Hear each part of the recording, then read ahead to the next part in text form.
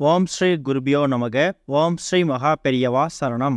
வரும் மார்ச் 12ஆம் தேதி புதன்கிழமை மாசி மகம்.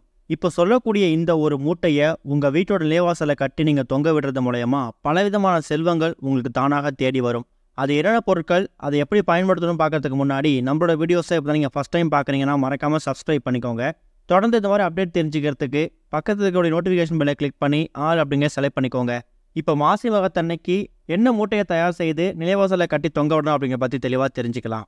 ஒரு வருடமும் மாசி மாதத்தில் வரக்கூடிய மகம் நட்சத்திர தினத்தை தான் மாசி மகமாக நம்ம கணக்கில் எடுத்துக்கிறோம். நீராடுதல், கடலாடுதல் அப்படிங்கிற பெயரில் புனித நதிகள்லையோ நீர்நிலைகளையோ போயிட்டு நீராடி நம்மளோட பாவங்களை போக்கிக்கிறதுக்கான ஒரு அற்புதமான ஒரு நாள். பாவங்கள் அப்படிங்கிறது தெரிஞ்சோ தெரியாமலோ நம்ம எவ்வளோ பாவங்கள் செஞ்சுருப்போம். நம்மளோட தலைமுறைகளோ நமக்கு முந்தின தலைமுறைகளோ செய்த பாவங்கள் நம்மளையும் நம்மளோட சந்ததியினரையும் தொடராமல் இருக்கிறதுக்கான, அந்த பாவங்களை நீக்கிக்கிறதுக்கான ஒரு அற்புதமான ஒரு நாள் தான் இந்த ஒரு மாசி மகம்.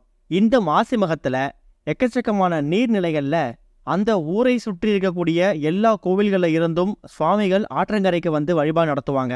அந்த அளவுக்கு மாசி மகத்துக்கு ஒரு அற்புதமான சக்தி இருக்கு. தெய்வங்களுமே நீர்நிலைகளில் நீராடி அவங்களோட பாவங்களை போக்கிப்பாங்க அப்படிங்கிறது காலம் காலமாக இருக்கக்கூடிய ஒரு ஐதீகம். கும்பகோணத்தில் இருக்கக்கூடிய மகாமக குளத்தில் எல்லா புனித நிலையிலும் வந்து நீராடி புனித நதிகள் அவங்களோட பாவங்களை நீக்கி புனித தன்மையை புதுப்பிச்சுப்பாங்க அப்படிங்கிறதும் மிகப்பெரிய நம்பிக்கை. இந்த நாளில் தான் சிவபெருமான் வருணனுக்கு பாவங்களை சாபங்களை நீக்கி அருளாசி கொடுத்தாரு. அம்பாள் தாட்சாயினி அவதாரம் எடுத்ததும் இந்த மாசிமக தினத்துல தான். சிவபெருமானுக்கு முருகப்பெருமான் தகப்பன் சுவாமியா பிரணவ மந்திரத்தை உச்சரித்ததும் இந்த ஒரு மாசிமக தினத்தன்னைக்கு தானாம். இப்படி மாசி மகத்துக்குன்னு எக்கச்சக்கமான சிறப்புகள் இருக்கு. இந்த சிறப்புகளில் புனித நீராடுறது முக்கியமான ஒன்று. அன்றைய தினம் தானங்கள் செய்யறது ரொம்ப முக்கியம். முதல்ல மாசி மகம் எத்தனை மணிக்கு ஆரம்பிக்குது அப்படின்னு தெரிஞ்சுக்கணும். மாசி மாதத்தில் வரக்கூடிய மகம் நட்சத்திரம் அப்படிங்கிறது தான் மாசி மகம். அந்த வகையில் மார்ச் 12ஆம் தேதி அதிகாலை 3:52 மகம் நட்சத்திரம் பிறந்துடுது. அது மார்ச் 13ஆம் தேதி அதிகாலை 5 மணி வரைக்கும் இருக்கு. ஆக மொத்தத்தில் மார்ச் 12 நீங்கள் தூங்கி எழுந்தது கண் விழித்ததுக்கு அப்புறமா முதல் வேலையாகவே நீங்கள் மகம் நட்சத்திரத்தை தான் காலடி எடுத்து வைக்க போகிறீங்க. அன்றைய தினம் புதன்கிழமை ராகு காலம் யமகண்டம் தவிர மற்ற நேரங்களில் தாராளமாக வழிபாட்டை நீங்கள் செய்யலாம். வீட்டில் என்ன மாதிரி வழிபாடு செய்யலாம்? வீட்டில் சிவபெருமான், முருகப்பெருமான், அம்பாள், விநாயகப் பெருமான் இவங்க 4 பேரையும் ஒரு சேர வணங்கணும். அது எப்படி ஒரு சேர வணங்க முடியும்? சிவன் பார்வதி குடும்பத்தோடு இருக்கக்கூடிய குடும்ப புகைப்படம் பார்த்துருப்பீங்க.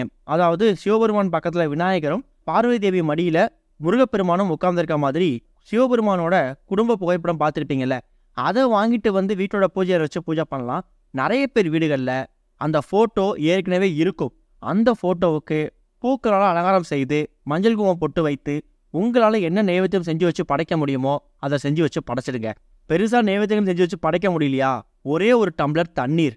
ஏன்னா மாசி மகம் அப்படிங்கிறது தண்ணீருக்கு, நீருக்கு முக்கியத்துவம் கொடுக்கக்கூடிய ஒரு அற்புதமான ஒரு நாள். சரி, இது எல்லாமே மாசி மகம் தினத்தன்னைக்கு வீட்டில் செய்யக்கூடிய எளிமையான வழிபாட்டு முறைகள். அதே மாதிரி நீர்நிலைகளுக்கு போய் நீராடுறது, பாவங்களை விலக்கிக்கிறது, இது எல்லாமே நீங்கள் வெளில போய் பண்ணக்கூடிய வழிபாடு. இது இல்லாமல் வீட்டில் மாசி மகம் மாதிரியான சில முக்கியமான நாட்களில் தெய்வ சக்தி அப்படிங்கிறது மேலோங்கி இருக்கும். அந்த நாட்களில் நீங்கள் செய்யக்கூடிய தாந்திரிக முறைகளாக இருக்கட்டும், பரிகார முறைகளாக இருக்கட்டும், அதுக்கு கிடைக்கக்கூடிய பலன்கள் அபரிமிதமானது. அதில் ஒரு முக்கியமான தாந்திரிக முறை தான் இப்போ நாம் சொல்லக்கூடிய இந்த ஒரு பச்சை மூட்டையை நீங்கள் தயார் செய்து உங்கள் வீட்டோட நிலைவாசலை கட்டி தொங்க விட போகிறீங்க. இது ரொம்ப சக்தி வாய்ந்த ஒரு மூட்டை. இந்த ஒரு மூட்டையை நீங்கள் நிலைவாசலை கட்டி தொங்க விடுறதால உங்கள் குடும்பத்துக்கே கோடீஸ்வர யோகம் ஏற்படும். வீட்டில் இருக்கக்கூடிய தரித்திரம் பீடைகள் விரட்டி அடிக்கப்படும். நல்லது மட்டுமே நடக்கும். சரி, இந்த மூட்டையை தயார் செய்வதற்கு என்னென்ன பொருட்கள் தேவைப்படும்? ஒரே ஒரு துண்டு பச்சை துணி. பச்சை துணி அப்படிங்கிறது ரொம்ப பெரிய அளவு பயன்படுத்த வேணாம். உங்களோட உள்ளங்கை அளவுக்கு இருந்தால் கூட போதும். அந்த மூட்டையை தயார் செய்தால் ஒரே ஒரு எலுமிச்சை அளவுக்கு அந்த மூட்டை வந்தால் கூட போதும். இந்த இடத்துல நாம் ஏன் பச்சை துணியை பயன்படுத்துகிறோன்னா, மாசி மகம் வந்திருக்கக்கூடிய அன்றைய தினம் புதன்கிழமை. புதன்கிழமை புத்திகாரகன்னு அழைக்கப்படக்கூடிய புதன் பகவானுக்கு உரிய ஒரு நாள். இந்த புதன் பகவான் இருக்காருல்ல, இவர் தான் நம்ம செய்யக்கூடிய வேலை தொழிலில் நமக்கான அறிவு கூர்மை அதிகப்படுத்தி நம்ம முன்னேற்றத்துக்கு வழி ஏற்படுத்தக்கூடியவர். அப்பேற்பட்ட புதன் பகவானுக்கு உரிய நிறம் வந்து பச்சை. அதனால பச்சை நிற துணி எடுத்துக்கோங்க.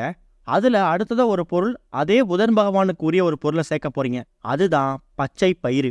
இந்த பச்சை பயிறு அப்படிங்கிறது புதன் பகவானுக்கு உரிய தானியம். நவகிரக ஸ்தலங்களில் புதன் பகவானுக்கு பச்சை பயிரை வந்து நம்ம நைவேத்தியமாக வச்சு படைக்கும்போது நாம் செய்யக்கூடிய தொழில், வியாபாரம், பார்க்கக்கூடிய வேலையில் நல்ல முன்னேற்றம் ஏற்பட்டு மேல் அதிகாரிகள்கிட்ட நல்ல பேர் வாங்குவீங்க.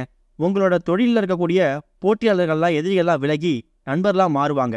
அந்த அளவுக்கு புத்திகாரங்கன்னு அழைக்கப்படக்கூடிய புதன் பகவான் உங்கள் நன்மையை ஏற்படுத்துவார். அடுத்ததா ஒரே ஒரு ஸ்பூன் பச்சரிசி. பச்சரிசி அப்படிங்கிறது சிவபெருமானுக்கு உகந்த தானியம். அதாவது சிவபெருமானுக்கு உகந்த தானியம் வந்து நெல்லு தான். அந்த நெல்லிலிருந்து கிடைக்கக்கூடிய பச்சரிசியை பயன்படுத்திக்கோங்க. அடுத்ததா ஒரே ஒரு ஸ்பூன் விபூதி. விபூதி அப்படிங்கிறது முருகப்பெருமானுக்கு உகந்த ஒரு பொருள். அன்றைய தினம் முருகப்பெருமானுக்கும் உகந்த நாள் மாசி மகம் அப்படிங்கிறதால ஒரே ஒரு ஸ்பூன் விபூதி, அது கூட ஒரே ஒரு சந்தன வில்லை எடுத்துக்கலாம். இந்த சந்தன வில்லை அப்படிங்கிறது விநாயகருக்காக எடுத்துக்கிறீங்க. கடைசியா ஒரே ஒரு துளி குங்குமம். குங்குமம் அம்பாள் பார்வதி தேவிக்காக எடுத்திருக்கக்கூடிய அற்புதமான பொருள். ஆக மொத்தத்தில் குடும்பத்தில் இருக்கக்கூடிய குடும்ப தெய்வங்கள் எல்லாருக்குமான பொருட்களை ஒரு பொருள் எடுத்துக்கிட்டு அன்றைய தினம் புதன்கிழமை அப்படிங்கிறதால புதன் பகவானுக்கும் உரிய ஒரு பொருளை எடுத்து அந்த மூட்டை மேலே வச்சிருங்க. அதாவது பூஜை அறையில் மாலை ஒரு 6-7 மணிக்கு மேலே விளக்கேற்றி வச்சுட்டு எப்பவும் போல வழிபாடு செஞ்சுருங்க.